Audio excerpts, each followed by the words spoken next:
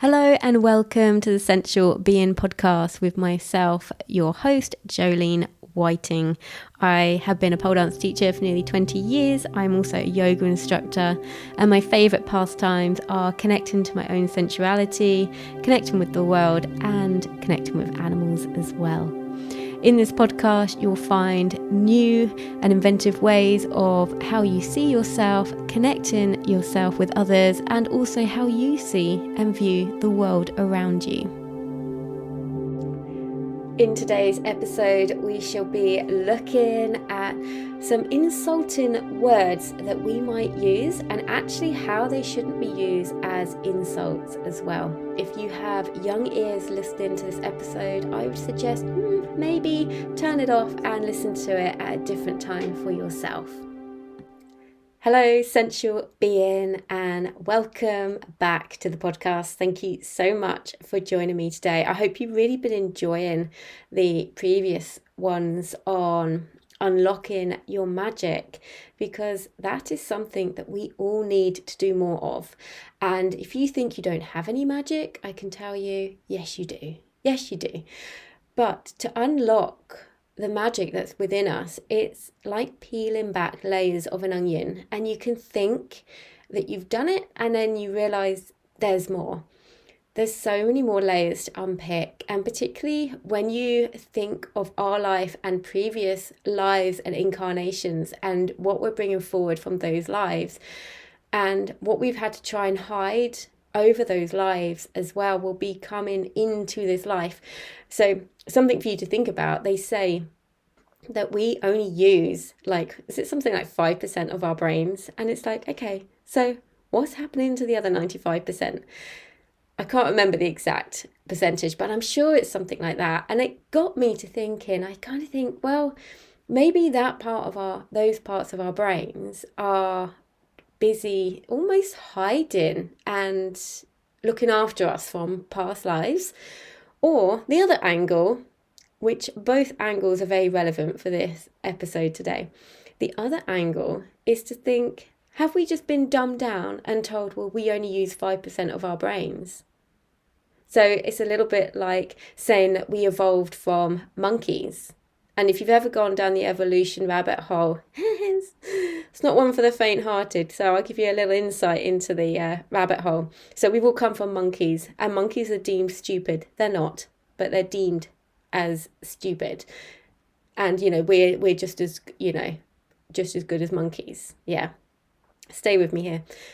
So in evolution, when they sort of say, evolution happened, turn monkey into man, and when they show those pictures, of the monkeys sort of becoming like proper feet and proper hands and things like that, but then we have man, we still have monkey, but we have nothing in between. Where are those beings walking around that are like in between monkey and man? So I'll drop that seed in there to be planted for you. Feel free to look into it yourself. It's like bonkers. You're like, what?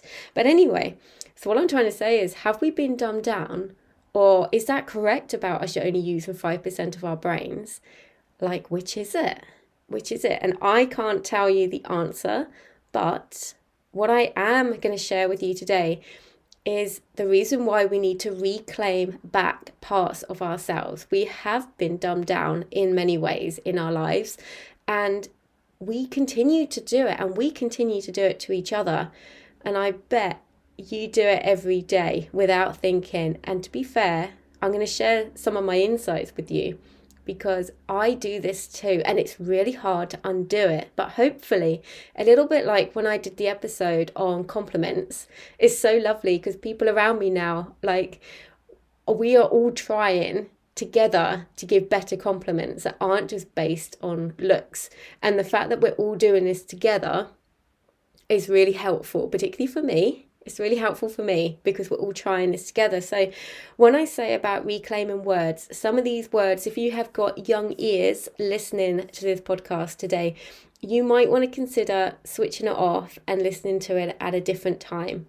So I'm not going to be using these words in a vulgar sense, but I am going to be using them in a matter-of-fact way and a reclaiming your power way. Because as we know, words are spells. they are important. What comes out of our mouth is a spell, is a manifestation in the world. So we need to be very careful. Now, I'm going to go straight in with some words, okay? So, seeing as it's we've just gone past Samhain, I'm going to start with the word witch. We have spoken about this word recently, and a lot of people are like, oh, yeah, don't like the word witch, don't call me a witch. And then I would argue, I'm not arguing, sorry, wrong word, but I would like to say, are you somebody who believes that we are connected to nature, that we are cyclical beings, that we can be both healed from the earth, like the earth has medicine for us, and also we, humanity, can heal the earth? Because that's a very, very generalization on what a witch is. And if you're like, yeah, okay, I agree with that, but I don't want to be called a witch, then you need to think about what has happened in your life around that word. Has somebody in the past used it in a hurtful way towards you and used it as an insult? And we're going to get into more of these insults, particularly that attack the feminine. So with this as well, we're going to chuck in a lot of words. Pussy, twat, cunt. Can I just ask you now, are any of those words actually bad? Can you give me a definition of why female genitalia is bad? No, it's not. No, it's not. So the interesting thing is that this is where I say that we are all doing this together. You know, I said, oh, what a twat. And then I'm like, I'm sorry, me. I didn't mean to do that, you know, to put that out as an insult to somebody else, when actually I don't want to use female genitalia as a form of an insult. And when you start to realize this, you start to think, oh no. And it is really hard to not use these words in a form of an insult, because it's really hard. They've been so conditioned into us. I mean, an example for you was when I was at school. I was at school in the 90s and late 90s. So like as in when I was a teenager. I remember one of the insults at school being, oh my God, you're so gay. And it's like, and I've even seen this on the TV show Friends as well. And it's so cringy. It's so cringy, isn't it? And particularly if you're like me, who watched Friends when they first come out, and then you watch it now and you're like, oh, that's, you know, when they're like, what are you, gay? And you're like, I'm not really sure that's an insult. And it's funny because when I was at school, it used to be an insult amongst the guys more so than girls. So the guys would be like, oh, you're so gay. But I remember thinking then, like, so? I remember thinking, like, if that's your insult, that's pretty shit. You know? You know, you can start to unravel this and see how we've been conditioned throughout growing up. And then if you think, well, they were using it on Friends and then we were using it at school, and then you're like, oh my God, I can see the issue. And I've not looked into this one too much, but I also know in the gay community, they are reclaiming the word queer back for themselves.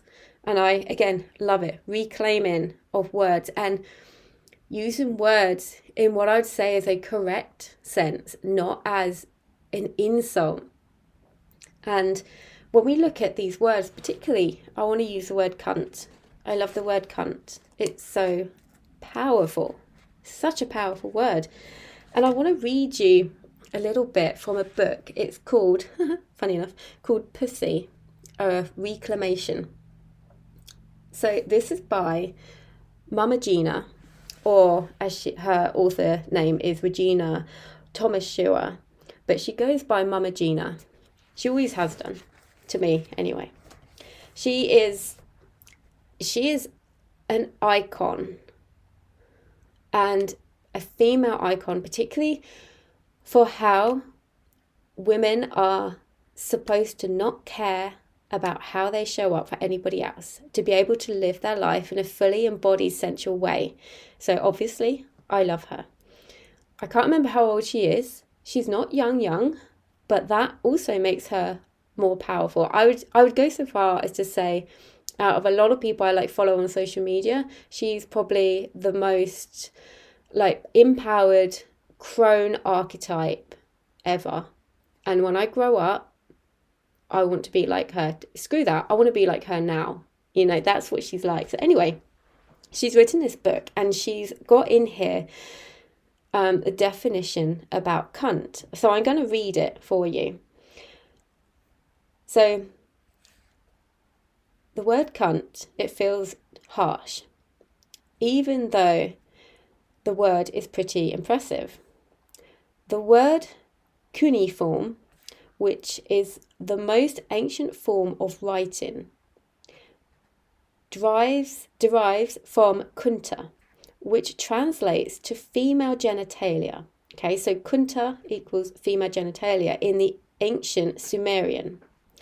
Kunta also means woman in several Near Eastern and African languages, and its alternate spelling is Quenya, which is Quna, and that is the root of the word queen. I'm still finding it hard to be an insult right now.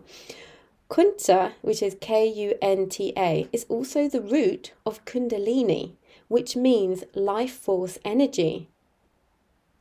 Pretty powerful. So when you now think of the word cunt, and then you think of where it comes from, it links to life force energy, queen energy as well. And you're like, well, okay, I find it hard to find that is an insult. That is one of the most empowering words we could call each other. Don't you agree? I think so. And I don't want to take away from the fact that men have this too. So there's a lot to be said about women, particularly when we look at the sister wound and how that really manifested during the witch burning times, during medieval times. You know, women were taught to rat out on each other, you know, and it would keep them safe if they dobbed in their neighbour. Whether it's true or not, didn't matter whether their neighbour was a bad person or not, so long as they protected themselves. You know, and this is where the sister wound comes from.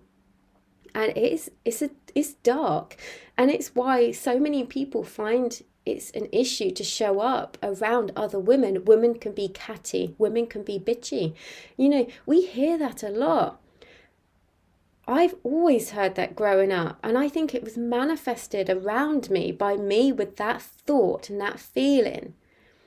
You know, and I'm not saying we don't have disagreements with people throughout our lives and when we're younger, but to actually then label it as, well, all women are bitchy anyway, you know, and we're just making it okay. It's a bit like when somebody, particularly a woman, gets raped and they're like, oh, yes, but what were you wearing? You know, and it's like we instill into women, particularly from a young age, that what you wear will keep you safe. That is not true.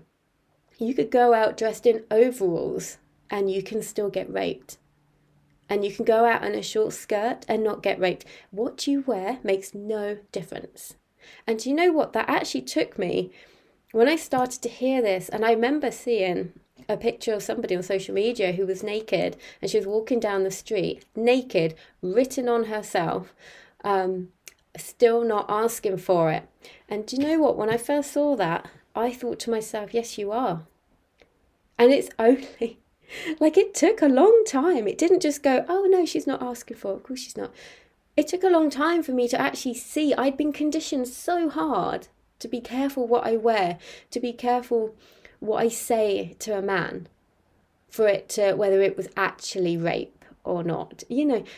And this went in so deep, and it was like a light bulb moment ages after I saw that picture. And I'm talking about months after I saw that picture. It wasn't like an hour after.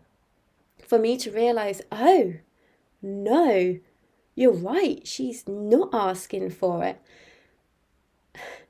And this is why things like this episode is so important, because we need to see the conditioning to be able to be aware of it, and to be able to undo it, and it reclaims our power back. And like I said, men go through this as well. We hear people being called, oh, you dick, oh, you cock.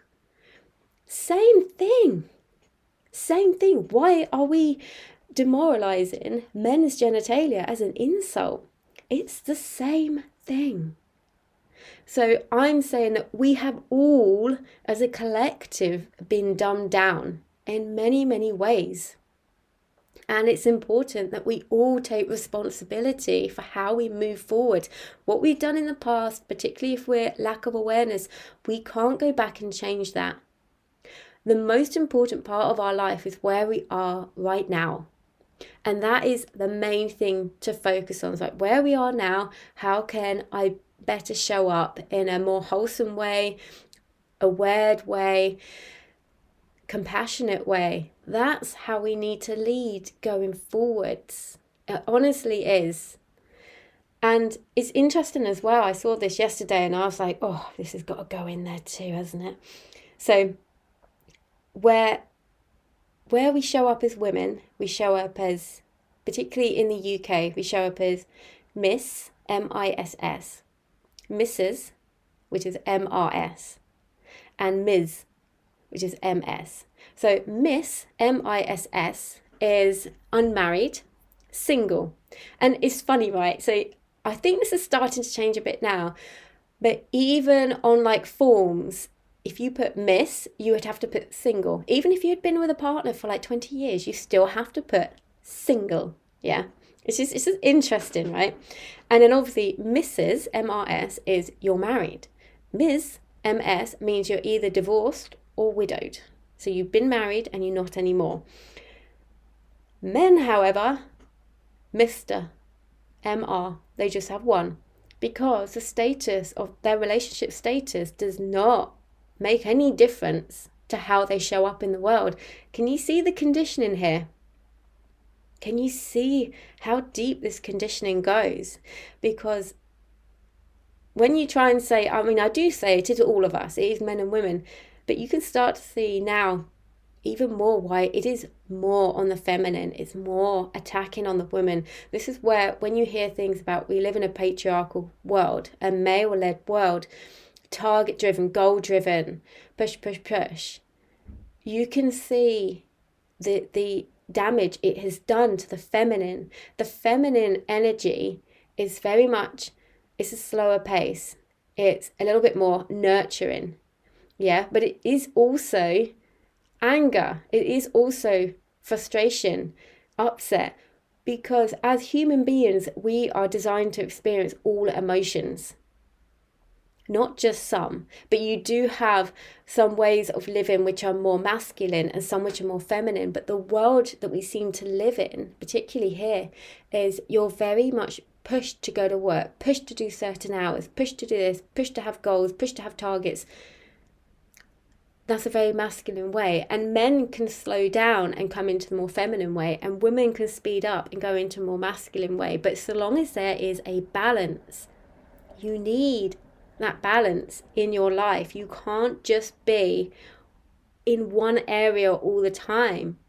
This is generally why male and female come together to have a coupled relationship, because they bring just a natural balance of that energy together. That's not to say that you can't get this balance on your own or with a partner of the same sex, but I'm just saying stereotypically over humanity, that's how we have come together, and that's why, in my opinion, why it is like that. But like I say, it can happen even just on your own. You can get this balance on your own. You can do it. It's just being aware. Once you're aware of it, then you know, oh, I need to slow down, and you know, oh, I probably should pick up the pace and get this moving if I want it out there. You know, you can start to understand that with yourself. And I want to also say, whilst we're trying to reclaim these words, I also want to say at the same time, so both of what I'm saying is true and not true. So to reclaim these words, to reclaim our power back, true. Do you need these words to reclaim your power back? No. So that's where this is both true and not true at the same time. Because our names and how we show up in the world, our identity, is important. But it's not as important as you think. it's a bit like going back to being gay or being straight. I remember like that used to be in my head, it used to be more of a thing, like people want to know if you're gay or straight, and I'm like, well, who cares? Like it doesn't matter. Like I know what I am. Why does it matter that I have to label myself? And this is where we all seem to want to be able to label each other and have each other figured out, because it's hard enough to figure out our own self, let alone if we've got people walking around us in the world and they're sending us confusing messages about anything. But actually, it doesn't matter. We don't have to actually understand everybody. The only person that we have to try and have a go at understanding is ourselves. We do not have to turn up to parties and label ourselves exactly as you are. It's like the word witch. I love the word witch. I also love the term earth guardian. I love that too. But it means, in my head, it's the same thing. Earth guardian and witch are the same thing in my head. But also, it doesn't matter what word I go with. And it shouldn't matter what word you go with either. And it's a little bit like, this is where it gets quite sticky. So for example, maybe you've been coming, like I have people who have been coming to my pole classes for years. When I say years, I mean like I have quite a few that are between 6 years and 10 years. And it's actually becomes part of your identity. And I'm not saying that's a bad thing, but the issue is when it becomes part of your identity, it's really hard to know when either you need a break from something, or actually maybe it's not your identity anymore. But to actually break away from being that person can, not always, can make you feel like you're a failure. So when I look at my pole dancing journey, I used to do competitions, I used to do clubs, I've done stripping, I used to do podium dancing but with a pole, I used to do cage dancing, I used to do a lot more showcases, I even used to judge competitions, but I worked out very quickly that was not for me because I don't like judging other people. I think they're all awesome who get up on stage and that makes you a bad judge. But I used to do, and I used to always be seeking out performances. I would be either creating events to do my performing at, or I would seek out events and, try and perform there. And I loved it, and that was great. But that's not who I am anymore. But to go through this stage of actually letting that go was actually quite hard. So it meant, unfortunately, there was a few events that I did that I didn't enjoy as much. I did enjoy them, but it's like when the high doesn't outweigh the come down anymore, if you know what I mean. So when you're actually like, yes, I enjoyed being on stage and doing it, but maybe I didn't enjoy the whole journey to get there. Maybe when I was travelling up to Manchester to perform, I felt that it was a slog. And once upon a time, I would have been buzzing there and buzzing back. But actually, I was only really enjoying the performance.